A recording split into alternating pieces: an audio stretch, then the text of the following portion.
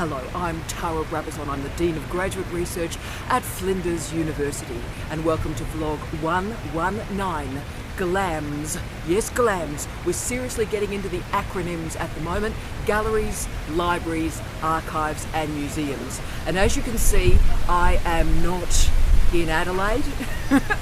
I am in Manchester, the most beautiful, wonderful city in the world, and I'm standing in front of Urbis. Urbis began its life as the museum of the city, as you can see, Urbis, Urbanity, and it is currently housing the National Football Museum. So yes, I am in the middle of Manchester, just as sort of the working day is about to commence. So a lot is happening. You're going to hear some very interesting noises.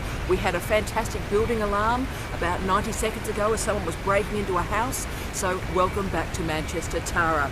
So this is really, I think, an ideal backdrop to discuss the potential of these knowledge-based and knowledge-generating industries. And I'm going to be talking about it today from multiple perspectives for you. Obviously, it's about PhD employment and PhD employability. You can work, and it's a huge area, you can work in the galleries, libraries, archives and museum sector in your career. But I want to do a bit more than that. I want you to start to think about this clustering of GLAMS as a site and opportunity for future research collaboration. Maybe in your PhD in terms of widening the impact of your research, but also going forward post the program, thinking about how you value add to your research and you build these partnerships. We don't think about GLAMS throughout the disciplines, and this is important. Now, the suggestion for this vlog came from a lot of friends of mine who started their careers as librarians and then did a PhD, or did a PhD and then did a library qualification. And so my friends in the library community wanted me to talk about the pathways in and through a PhD for the GLAM sector. And it is a great suggestion, and I think it has enormous value for you, if nothing else, to think through the exchange of ideas beyond communities that you could ever possibly imagine. So GLAMS unify the knowledge holding, knowledge generating institutions. These are institutions that stand for something important, a phrase that is rarely used, the public good. They stand for the public good. They also stand for the preservation of the artifacts and primary sources from the past to enable their movement into the present and the future. Now, this acronym, GLAMS, is about collaboration and is about clustering, and therefore it is important to us.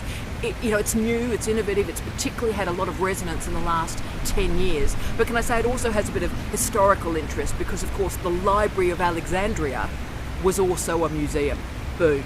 So access matters a great deal to these organisations, with the goal of rendering analogue and digital primary sources out and about to a much wider audience.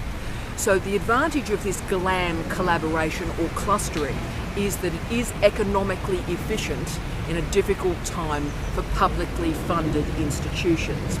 But it creates a lot of really innovative strategies, I think, to think about the sector in a new way.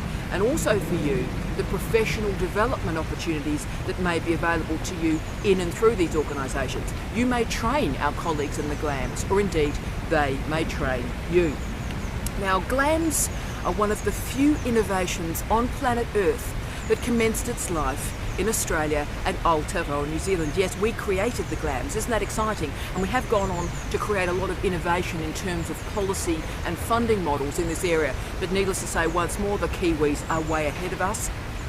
And so particularly in the national government of Aotearoa, New Zealand, there's a lot of commitment centrally to the GLAM idea, but you see it manifesting so beautifully in Wellington. Wellington and Wellington City Council, fantastic place, really innovative policy environment, I think. And so they committed very strongly to GLAMS. And of course they have the wonderful Te Papa, which is the National Museum of Aotearoa, New Zealand, with a lot of attention to Māori Tonga that we'll talk about shortly. So the Kiwis are way ahead on this. Canada is also now doing some very innovative work in this area, not just in Ontario, but also we're seeing it in BC, in British Columbia, and in the United Kingdom there is starting to be some movement, but it is a step behind. So the GLAM sector recognises the importance of digitising collections and moving the audiences beyond the local, beyond the people that could visit a building like the one behind me.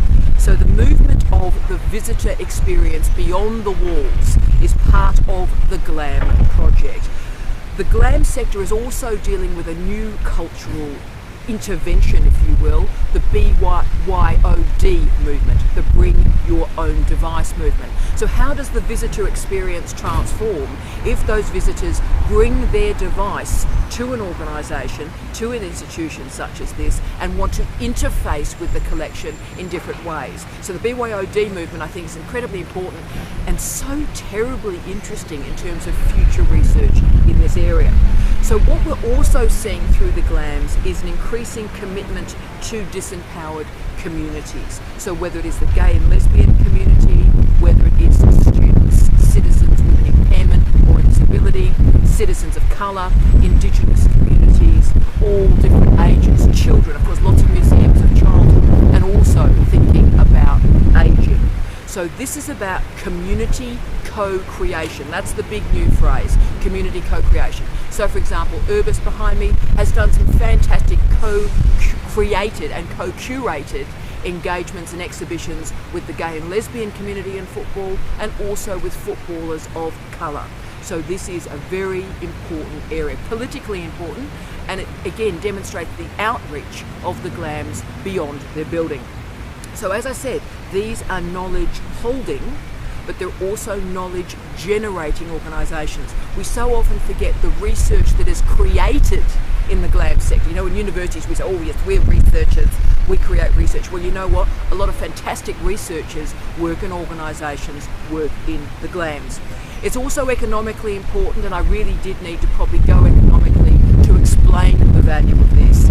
It was reported in 2015 that in Australia alone, in the GLAM sector, there is a revenue of Australian dollars $2.5 billion.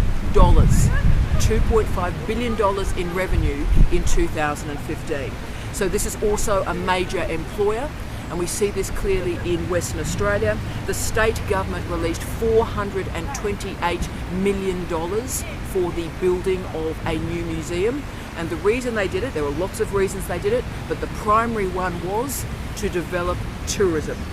So between 2011 and 2015, 1 in 4 international visitors visited a museum or a gallery. But they also logged that a skilled workforce is required here. So the GLAM sector requires a really well-educated workforce to enable future development. So these educational institutions are about diversity. Science museums, design museums, specialist libraries and archives. So throughout every single discipline we enact in a university, we find clearly that there is a museum or a gallery or an archive or a museum to match it. So whatever your discipline, think about the GLAMs that are available for you to work with and work for. Now, John Neville Shipp in 2016, in an article in the Australian Library Journal, wrote a piece titled, quote, "Do I really need specialist qualifications to work as a professional in the gallery, library, archive and museum sector," end of quote. And there's the rub, isn't it? Can you work in the sector without a qualification in librarianship or museum studies?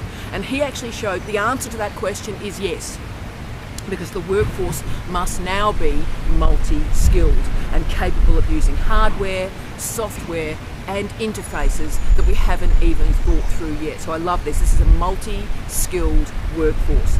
And also the professional development in these fields will be multidisciplinary and it will be lifelong. Shipp stated that, quote, "There is a need to begin reimagining what distinguishes a curator, a librarian, an archivist or another GLAM professional," end of quote. So new staff with new skills are going to be required, and that would be you. Importantly, we need to remember, even beyond the role of the GLAMs as being a future employer for you, that these are places for successful collaboration with research organisations. So if you're interested in impact, and aren't we all? If you are interested in significance, they've been big words for us the last couple of months, then here is a great place to start to build and prove impact and significance. So organisations like the CSIRO and other institutions are enabling the large automated digitisation of the artefacts in the GLAM sector. These are what the innovation study from the Australian Centre for Broadband Innovation described as, quote, and I love this, quote, transdisciplinary conversations, end of quote, transdisciplinary conversations.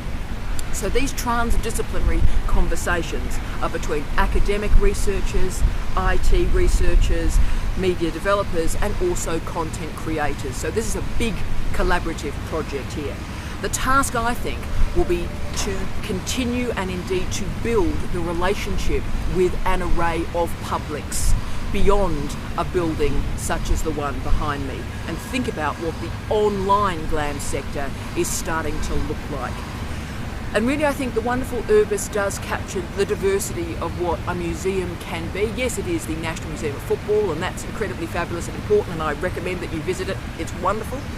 But also they do a lot of outreach work with the gay and lesbian community, with footballers and fans of colour, with children and football, with the older populations and football, and of course they really committed politically, and they got into a lot of trouble for this, boom, for women in football. They were ahead of their time. So it is important to think about the value of working with the social justice imperative of what these organisations do. So whether we're dealing with science museums or design archives, this is a really big area for future development. This is going to be big, and it's something we don't talk about enough in doctoral programs, and hell, let's do it now. Yes, it's a big employer, and that's important. My responsibility is to try and get you into work. But also my other responsibility is to find you research collaborators, places of innovation that will be interested in your research. So it's also a reminder, I hope, from the gorgeous, if somewhat loud Manchester on this early morning, that there are all sorts of different knowledge generating organisations that are not universities. And that's a powerful point to remember, and it keeps those of us who work in universities, I think, incredibly honest. This is a place where knowledge is respected. This is a place that is invested in the public good. So the GLAMs offer us in universities, I think, a really important reminder of what we could be doing. So from the truly chaotic, I have no idea what's going on, from the truly chaotic Manchester, I wish you all love, light and peace. Take care. Bye-bye.